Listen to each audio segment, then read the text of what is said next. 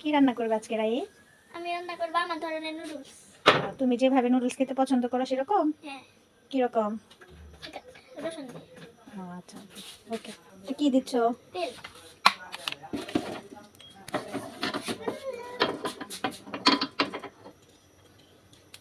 যেটা থেতো করলে সেটা দিয়ে দিবে।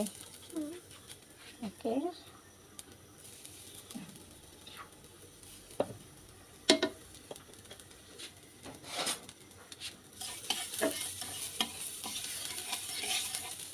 হালকা একটু ভেজে নিচ্ছ।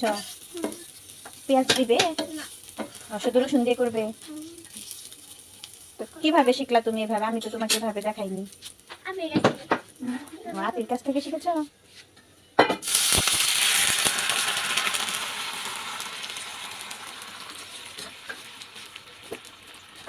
সে রসুনটা 3-4 গুলা রসুন লাল মরিচের ফাঁকি দিয়ে থেতো করে তেলের মধ্যে হালকা একটু ব্রাউন করে ভেজে নিয়েছে। তারপরে হচ্ছে পানি দিয়ে দিল। এই পানির মধ্যে মনে হচ্ছে সে এখন নুডলসটা দিয়ে দিবে। এই রেসিপিটা সে তার আপির কাছ থেকে নিয়েছে, সেইভাবে করে খায় প্রতিদিন। ভাবছি যে সবার সাথে আমার ছেলের রান্নার রেসিপিটা একটু শেয়ার করি। মাশাআল্লাহ, তার যখন মন চায় সে তখন এভাবে সুপি নুডলস বানিয়ে খায়। এখন সে 2-3 দিন যাবত এভাবে নুডলস রান্না শিখেছে। এটা কি ঢেকে দিতে হবে এখন? এমনি নাড়াচাড়া করে শুকিয়ে নিবে।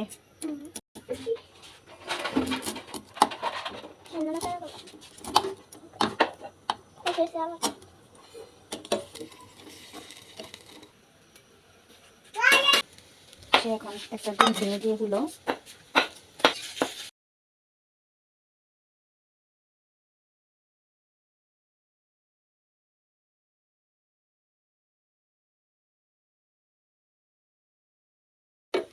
দিয়ে দিচ্ছে এক মুঠা সয়া সস।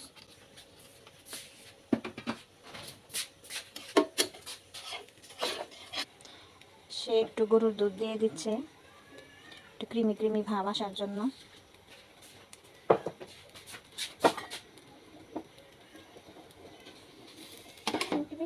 গরুর দুধটা দিয়ে এভাবে নেড়ে চেড়ে দিচ্ছে।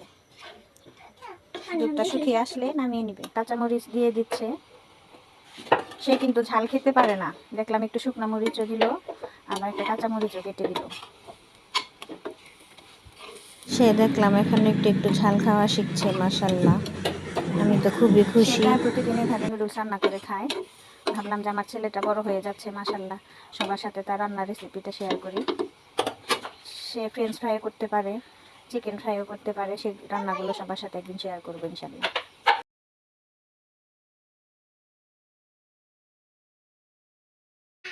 হয়ে গিয়েছে রাই?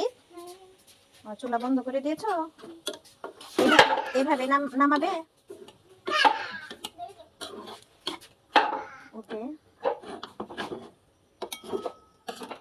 আমি কি হেল্প করবো তোমাকে? ছোট ছেলেটা পাশে খেলা করছে, সেই জন্য সে অনেক শব্দ হচ্ছে। নুডলসটা নামাতে তাকে সাহায্য করছি।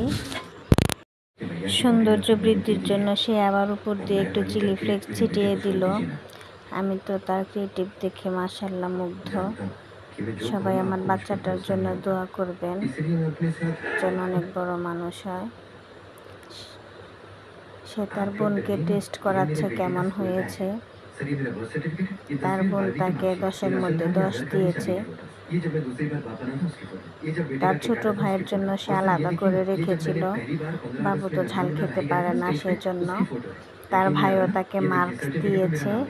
নিজেও খেয়ে তার কাছে ভালো লাগছে। তো সবাই আমার বাচ্চাদের জন্য দোয়া করবেন। সবাই ভালো থাকবেন, সুস্থ থাকবেন। আল্লাহ হাফিজ।